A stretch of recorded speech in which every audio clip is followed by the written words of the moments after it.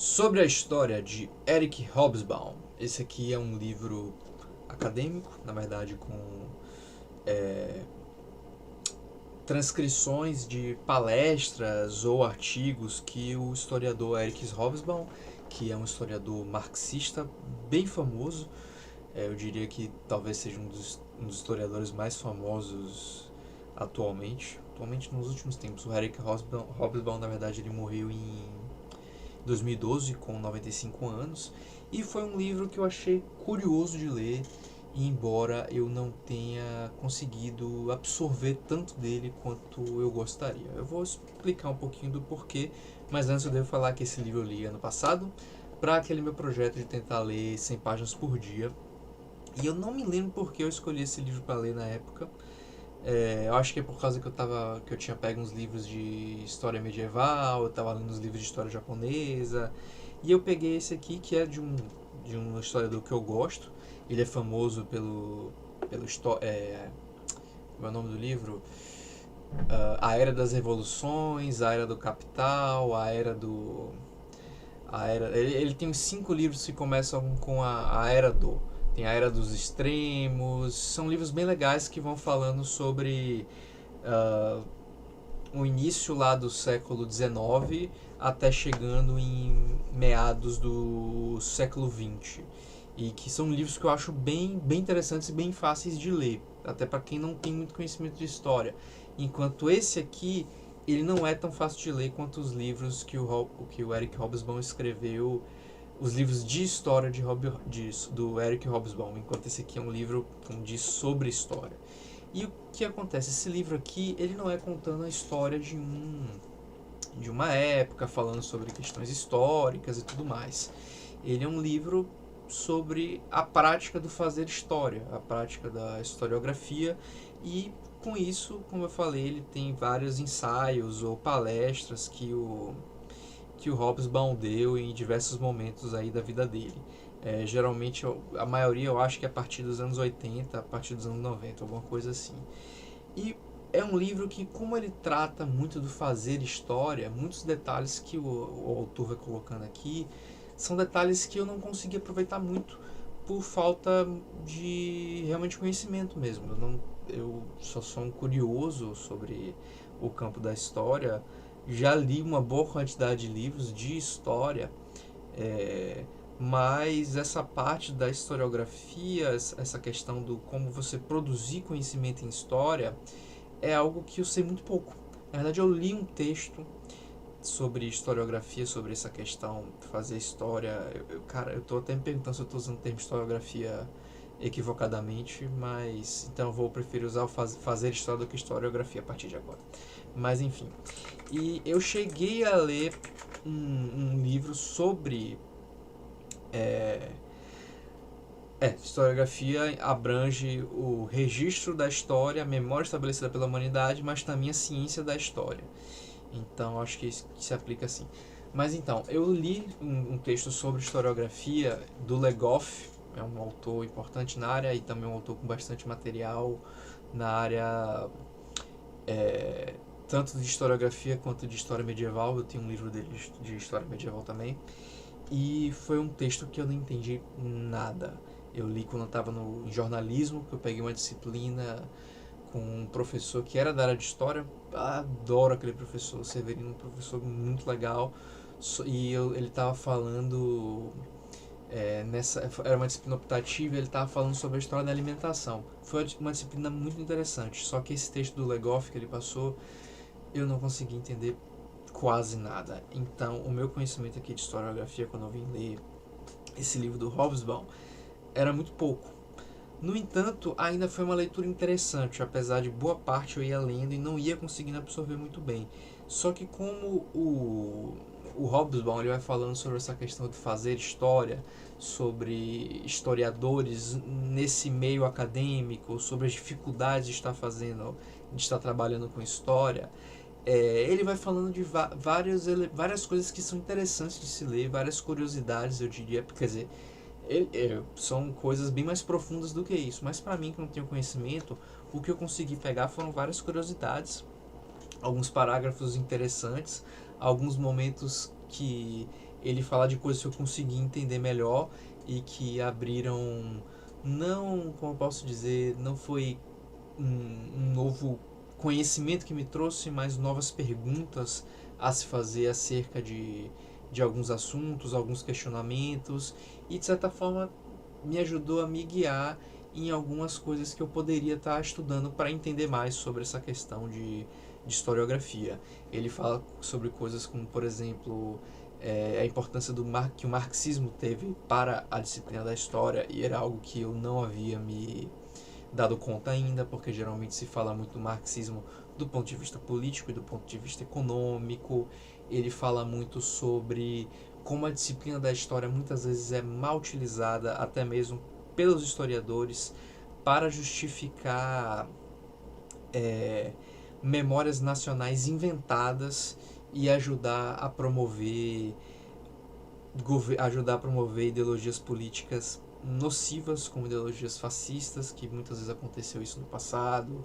E ele vai falando várias questões que são coisas que eu realmente não havia ponderado e que até algumas até me perguntavam, mas vendo ele comentar eu realmente parei para pensar isso.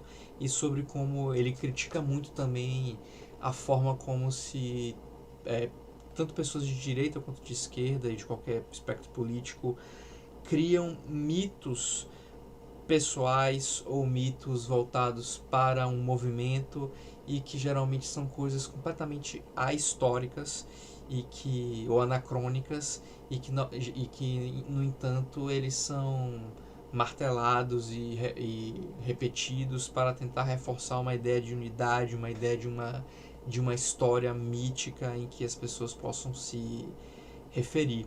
E um evento que ele menciona isso, não vou ter todos os detalhes, mas ainda assim eu acho que eu vou poder passar o porquê eu achei interessante, é de um conflito que teve em um país do Oriente Médio, um conflito interno, em que ficaram muito gerou um desgosto muito grande em relação a uma religião, que não me lembro qual era.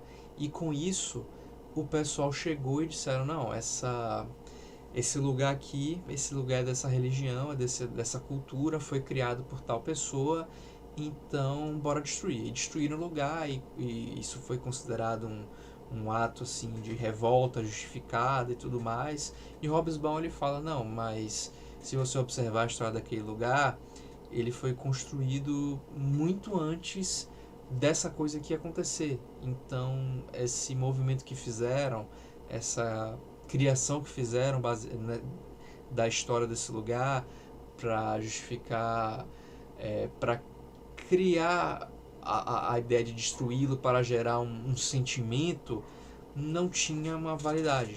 E isso me fez ficar pensando nessa questão dos usos da história, de como é difícil para um leigo, para uma pessoa que não está realmente estudando a fundo alguns aspectos de uma história de um determinado povo, de uma história de um determinado lugar, ter noção de coisas mais específicas e mais profundas. E isso se complica quando a gente pensa que o mundo é vasto pra caralho, né? E normalmente a pessoa vai se especializar em histórias de uma determinada época ou de um determinado lugar, e é muito fácil acabar tendo ideias equivocadas com base no desconhecimento, no base de acreditar em propostas que podem parecer razoáveis, mas que na verdade quando você para analisar não tem procedência.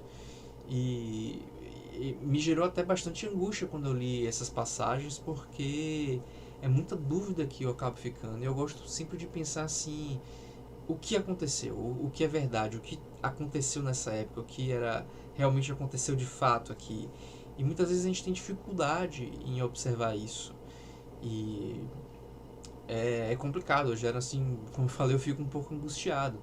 Uma coisa interessante que o Hobsbawm também fala é da questão do registro histórico, que assim, eu acho que a maioria das pessoas tende a pensar no registro histórico como, por exemplo, você pega um documento oficial ou uma carta ou alguma coisa do tipo que foi redigido na época, e você pensa, não, aqui ó, mas esse documento aqui tá falando que aconteceu isso, isso e aquilo. Só que o que acontece, e na verdade eu já tinha começado a ver isso, a ter mais isso em mente quando eu li o SPQR, que é um livro sobre história de Roma. E o que acontece? Um documento histórico, ele não vai apontar necessariamente para um fato. Então, se o documento histórico diz aconteceu X, isso não quer dizer que realmente aconteceu X. No máximo, quer dizer que pessoas tinham interesse e tinham motivos, seja eles qual forem, para registrar que X aconteceu. No entanto, só de você estar se baseando num documento histórico já é uma coisa perigosa, porque os documentos eles costumam ser preservados geralmente pelas culturas mais, como posso dizer, vencedoras, digamos assim. Então, se você pega a Inglaterra ela teve lá o grande período dela de imperialismo no século XIX, e dá para dizer que talvez não tenha acabado exatamente, né? Embora eu acho que hoje em dia é mais Estados Unidos que é visto dessa forma. E a Inglaterra coloniza um lugar, todo aquele movimento de colonização que é uma coisa violenta, uma coisa invasiva, uma coisa muito tensa, e gera-se diversos documentos a partir daí. São documentos feitos pelos ingleses, não são documentos feitos pelos nativos, que tinham formas de registro muitas vezes diferentes, ou nem tinham às vezes formas de registro da mesma forma como a gente entende hoje, e que acabavam que o ponto de vista deles, diversos aspectos do que pode ter acontecido ou não, acabam sendo transmitidos por uma linguagem oralizada, uma linguagem que não é preservada por registros históricos e que precisa de investigações outras para serem conhecidas, encontradas e determinar o que aconteceu. Então, acho que é até uma coisa óbvia quando a gente para pensar, mas ainda assim, antes de ler esse PQR e antes de ler esse material, eu ficava na mente do que tipo, porra, não, tem um documento histórico, então esse documento histórico tá falando para o que aconteceu, sobre o que aconteceu, mas é meio óbvio até, mas não é assim, é uma questão de que aquilo existe por uma série de motivos e tem um valor histórico muito grande, mas não necessariamente aponta para a verdade do que realmente ocorreu. E esses foram detalhes tipo esses, pequenos insights que eu fui tendo na leitura, que são coisas que na verdade todo estudante de história com certeza já tem internalizado, já aprendeu na faculdade, e outros leitores que gostam de história ou pessoas mais sábios do que eu já devem ter concluído por conta própria. E que algumas coisas, como eu falei, eu já desconfiava, eu já tinha começado a pegar em outros livros que eu fui lendo recentemente, mas que esse livro aqui me ajudou a solidificar. Então, o que eu consegui abstrair desse livro foram as coisas mais básicas, na verdade. Coisas que quem estuda história realmente já sabe há muito. Mas, com certeza, eu acredito que esse material aqui do Hobsbawm, ele tem conteúdo e informação muito valiosa também para quem já tem bastante experiência na área. Além de eu ter visto... Teve outras coisas que eu fui lendo, várias passagens que eu fui anotando, fiz bastante marcações aqui nesse livro. É um livro que eu pretendo ler de novo no futuro, talvez quando eu tiver mais base para estar absorvendo melhor o que foi escrito nele, e também para relembrar os detalhes que eu fui pegando nele. Infelizmente esse livro eu já li tem algum tempo, eu li tipo em outubro, foi em novembro, e como tô atrasado pra caralho, tô fazendo vídeo 5 meses depois, então muita coisa que eu poderia ter falado quando a leitura estava mais fresca acabou se perdendo, mas ainda assim espero ter conseguido trazer, se não o interesse sobre a leitura desse livro, pelo menos o conhecimento de que ele existe, para a pessoa um dia talvez ver ele numa estante e ter curiosidade em pegar. E agora eu vou ler alguns trechos que eu marquei aqui, foram realmente vários. Eu vou ler uns 5 aleatórios aqui conforme for achando. Achei justamente o que eu falei da questão da religião lá. Recentemente, fanáticos hindus destruíram uma mesquita em Aodhya, a pretexto de que a mesquita havia sido imposta aos hindus por Babur, o conquistador muçulmano mongol, em um local particularmente sagrado por ser onde se deu o nascimento do deus Rama. Meus colegas e amigos das universidades indianas publicaram um estudo demonstrando que ninguém até o século IX tinha sugerido que a Aodhya fosse o local do nascimento de Rama, ou seja, isso foi fabricado a partir do século XIX, provavelmente como parte do movimento de criação de mitologias nacionais que vários países foram passando para formar a ideia de uma nação. E B, era quase certo que a mesquita não fora construída no tempo de Babur. Aqui outra delas. Ele falando de algumas circunstâncias sobre responsabilidades com história. Uma delas é a moda atual de os romancistas basearem seus enredos na realidade constatada em vez de inventá-los, confundindo com isso a fronteira entre o fato histórico e a ficção. A outra, e essa é justamente a parte que fala sobre os hinduístas, é a ascensão das modas intelectuais pós-modernas nas universidades ocidentais, particularmente nos departamentos de literatura e antropologia, as quais implicam que todos os fatos com existência pretensamente objetiva não passam de uma construções intelectuais. Em resumo, que não existe nenhuma diferença clara entre fato e ficção. Isso são palavras do Hobsbawm e palavras que dão bastante pano para manga, porque até hoje se discute essa questão do pensamento pós-moderno, muita gente defendendo, muita gente atacando, muita gente acusando outras pessoas de não terem compreendido a proposta de fato.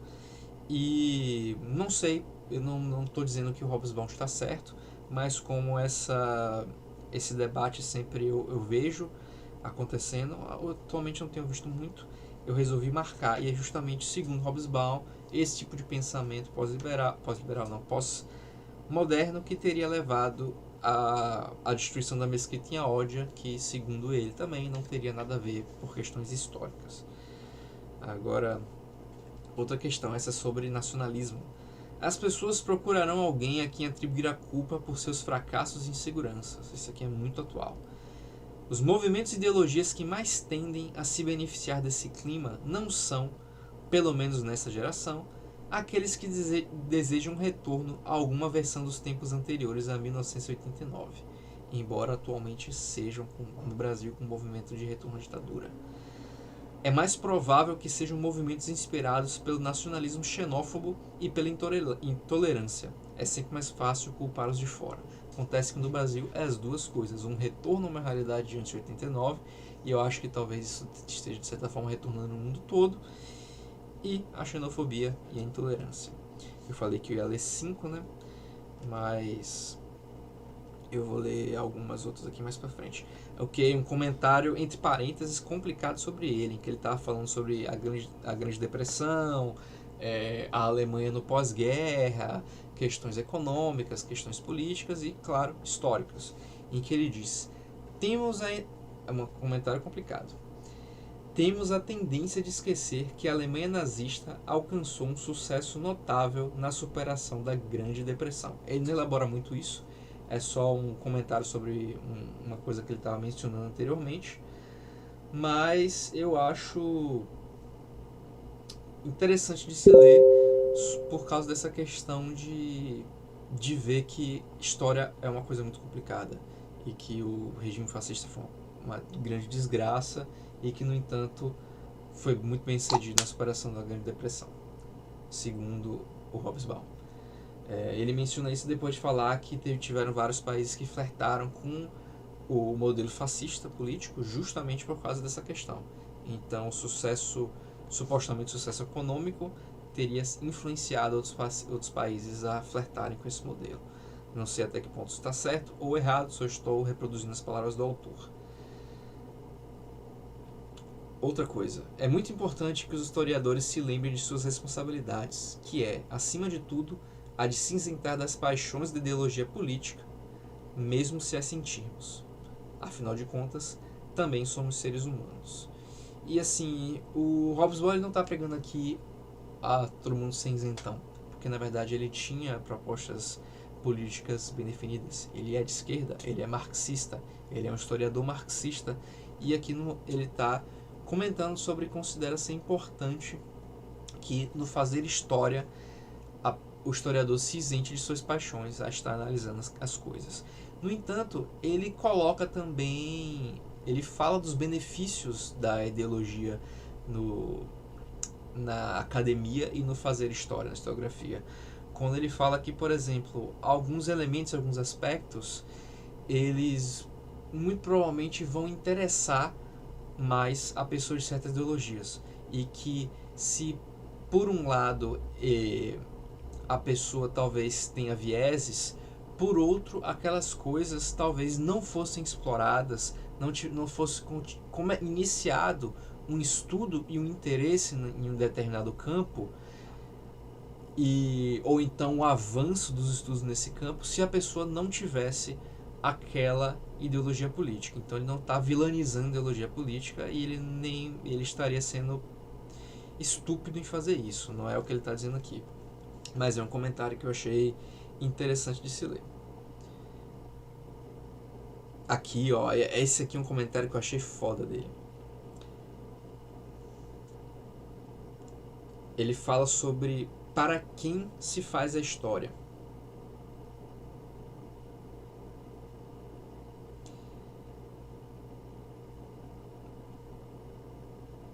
Toda sociedade na qual vale a pena viver é uma sociedade que se destina a elas, as pessoas menos privilegiadas, que ele está falando, e não aos ricos, inteligentes e excepcionais. Embora toda sociedade em que vale a pena viver deva garantir espaço e propósito para esses. Mas o mundo não é feito para o nosso benefício pessoal, e tampouco estamos no mundo para o nosso benefício pessoal. Um mundo que afirme ser esse seu propósito não é bom e não deve ser duradouro. Talvez tenha uma parte complicada nesse comentário quando ele fala de inteligentes excepcionais, mas é porque está muito relacionado ao que ele começou, o que ele estava falando antes. Ele estava falando sobre o ser professor de história. Ele estava falando que se você tem um aluno muito foda na sua sala de aula, um aluno bastante inteligente, um aluno que lê muito, um aluno que tem bastante conhecimento, que de certa forma está à frente do restante da turma, mais avançado que o restante da turma, ele fala que o professor ele vai se sentir tentado a focar a aula nesse aluno, porque é mais... Ele não usa exatamente a palavra prazeroso, mas que talvez é mais interessante, ele usa uma palavra assim. Só que ele fala que um bom professor tem que fazer o contrário e se focar a aula nos alunos que estão mais atrasados ou com mais dificuldade. E com isso ele fala aqui que ele chega a dizer que isso não vale apenas para a universidade, mas todo mundo. Os governos, o sistema econômico, as escolas, tudo na sociedade não se destina ao benefício das minorias privilegiadas. E aqui ele está falando sobre os ricos e as pessoas com mais acesso ao ensino, as pessoas que saem na frente na sociedade por questões de privilégio. Apesar do uso da palavra minoria aqui não ser como a gente pensa em minoria atualmente. Mas ele está falando das pessoas abastadas, das pessoas ricas, das pessoas privilegiadas.